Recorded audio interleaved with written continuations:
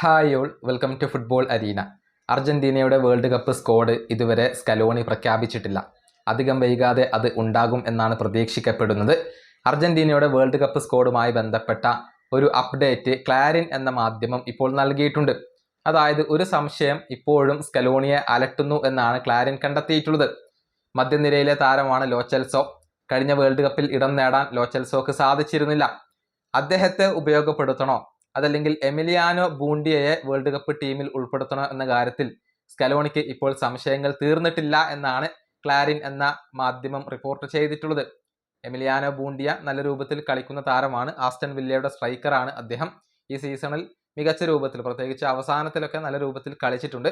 അതുകൊണ്ട് തന്നെ എമിലിയാനോ ബൂണ്ടിയയെ ഉൾപ്പെടുത്താൻ സ്കലോണിക്ക് താല്പര്യമുണ്ട്. പക്ഷേ ലോ ചെൽസോയെ ഒഴിവാക്കേണ്ടി വരിക എന്നുള്ളതാണ് പ്രശ്നം. അതായത് ബൂണ്ടിയയെ ഉൾപ്പെടുത്തണമെങ്കിൽ അവിടെ ഒഴിവാക്കേണ്ട ഒരു ഓപ്ഷൻ അത് ലോ ചെൽസോയാണ്. പക്ഷെ അത് സ്കലോണിയെ സംബന്ധിച്ചിടത്തോളം ഒരല്പം ബുദ്ധിമുട്ടുള്ള കാര്യമാണ്. കാരണം കഴിഞ്ഞ വേൾഡ് കപ്പിൽ ഇടം നേടാൻ സാധിക്കാതെ പോയ അതിന്റെ നിരാശ ഇപ്പോഴും മറന്നിട്ടില്ലാത്ത ഒരു വ്യക്തിയാണ് ലോ ചെൽസോ. അദ്ദേഹത്തിന്റെ മുന്നിലുള്ള ഒരു വലിയ അവസരമാണ് ഇത്തവണത്തെ വേൾഡ് കപ്പ്.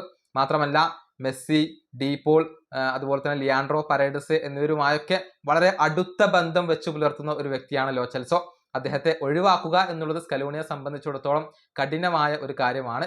അതുകൊണ്ട് തന്നെ ബൂണ്ടിയയെ ഉൾപ്പെടുത്തണമെങ്കിൽ ലോ ചെൽസോയെ ഒഴിവാക്കേണ്ടി വരും. അതിന് സ്കലോണി തയ്യാറാകുമോ എന്നുള്ളതാണ് ക്ലാരിൻ ചോദിക്കുന്നത്. അത്തരത്തിലുള്ള ഒരു സംശയം ഇപ്പോൾ നിലനിൽക്കുന്നുണ്ട്. ഏതായാലും ബൂണ്ടിയ അർജന്റീനയുടെ വേൾഡ് കപ്പ് ടീമിൽ ഉൾപ്പെടാൻ സാധ്യത കുറവാണ്.